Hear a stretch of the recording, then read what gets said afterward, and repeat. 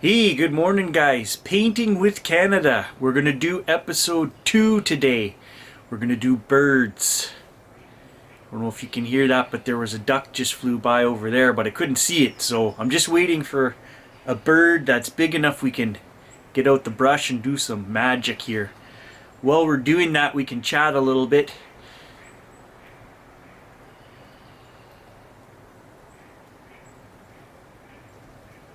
There's actually a duck going by.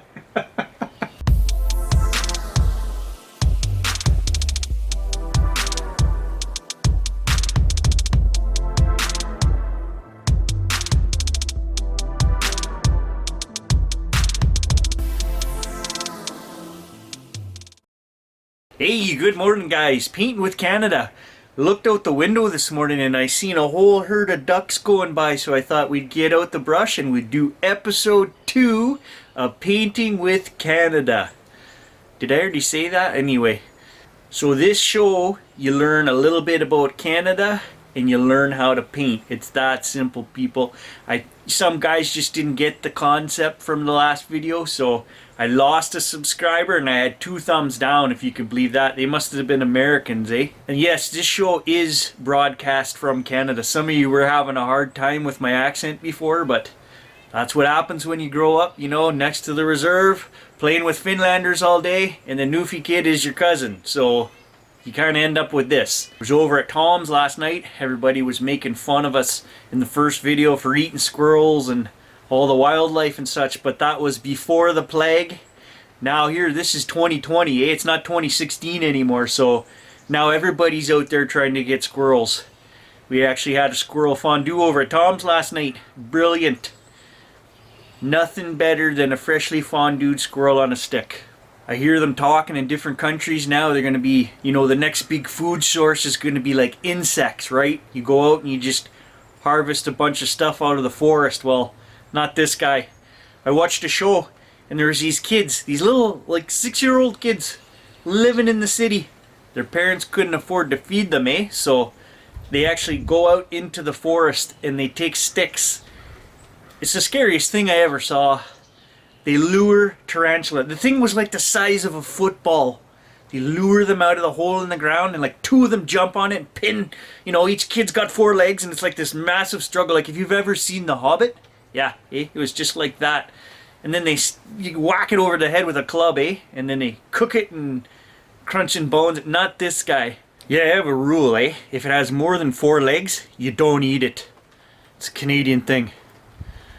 You know, I don't mind shooting the wildlife if you're going to eat it, but I just try to tell my wife I don't like to kill things if you're not going to eat them. She tried to get me to kill this spider last week. It was like the size of a toonie going across the floor. It looked at me and screamed, I looked at it and screamed, we went our own way, and I was happy with that. Till I got to thinking, you know, the next day I thought, well, I don't know where that sucker is, so I'm going to have to take care of that, and I didn't want to get close to it at all, you know. And it turned into like a whole 5-day battle, you know. It was like I seen him one day, he was like trying to drag a box of cereal away, and I thought, well, I can't have that, so I went and got a book, and I was just going to drop it on him, but you know, he put his legs up and I swear he stopped the thing. It didn't even crush him. Next thing I know, there was a book moving across the floor, so I thought, well, he's a pretty tough guy. You don't want to get close to that at all. If you don't want to get close to like a spider and stuff, there are things you can use, eh? Like maybe like a power saw or something, but I didn't want to damage the floor, so I thought the next best thing would be like the vacuum, eh? It's got a nice long reach on that. It would suck that guy right up, eh? Well, it was a good plan until it wasn't. The wife has one of them fancy, you know, in the wall kind of, what do they call that there? Central vac, eh? Well, I put that down to that spider and he could only fight it for so long. Hey, 8 legs on the end of that tube, and it was like a battle you have never seen in your life. It was like I had to take a beer break halfway through. I just couldn't hold the hose anymore. And he had the advantage, he had more legs, eh? So it was like, you know, I'd pull him this way a little bit and he'd pull me this. Finally, we took a beer break together. We almost became friends there, but I told him, I said, you can't stay here, you gotta go. Anyway, I ended up sucking him into that tube there, and then I got thinking after, well, maybe he's alive in there. Maybe he's just still clinging in the side somewhere. Alive, just waiting to crawl out and get me when I go to bed, so You know, the only thing I could do there was I just thought the next responsible thing to do would be to kill him, and the only way you could kill him would be to go outside and suck up some gravel, and you know, all the stones coming in there, maybe hit him right in the eye or one of his eyes. And that's what I did, eh? But I wasn't thinking, you know, and he ended up plugging up the whole system there and had to get somebody to come in and clean it out and cost me $640. So I don't know if I won that battle or not. I'm pretty sure it laid eggs somewhere in the house and they're going to hatch next spring.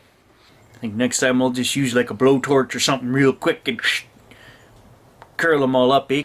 Plague in Quebec, I guess, so they're shutting down the border. Rest of us got to go without beer now, eh? Unless we pay full price. Here in Ontario, it's like, I don't know, like $100 for 12 beer or something crazy stupid like that, eh? So, I'm gonna have to start a distillery, I think. You can do his sap over there, and I'll do moonshine in the backyard. I think my grandfather had a good recipe for that. I don't know. Have to ask Grandma, but no, I can't make fun of my grandmother. She's dead and gone, eh? So, Grandma, if you're looking down, I won't tell that joke. So, you know, the same thing applies here in this case. You're going to paint birds in the sky. You wait for a nice gray day like today.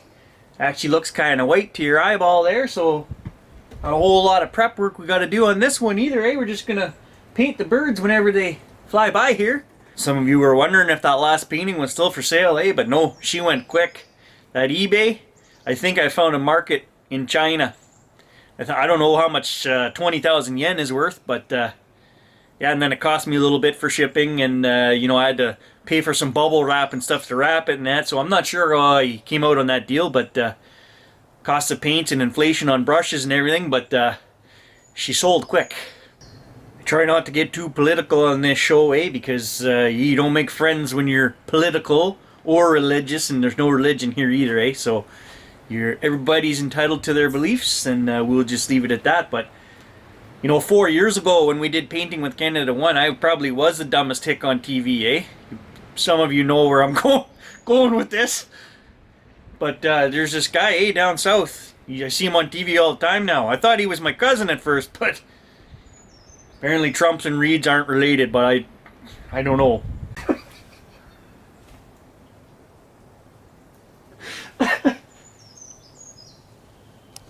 Sorry. Come on. Kind of shows this if you're laughing at your own jokes. I don't know. You know, when people ask me, you know, do you take the time to like plan out your show, eh? Because it's pretty intricate when you're doing like a, you know, like a show that's very informative, 2-in-1, eh? Like you get facts about Canada and you get the painting and stuff.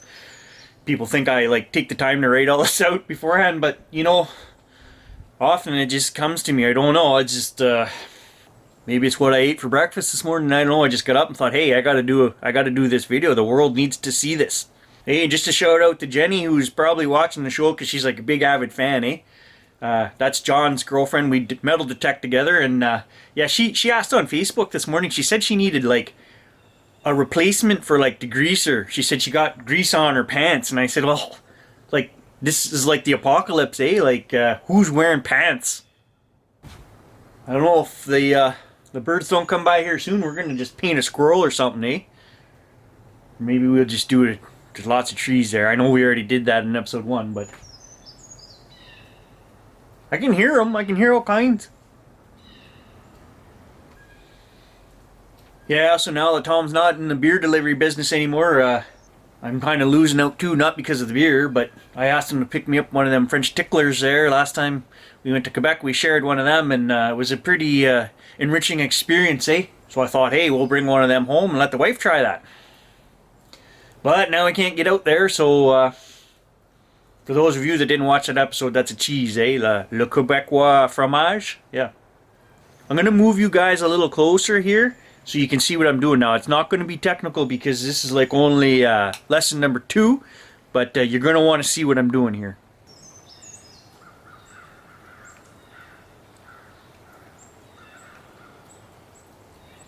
Got the better part of the flock in there, eh? That's not too bad.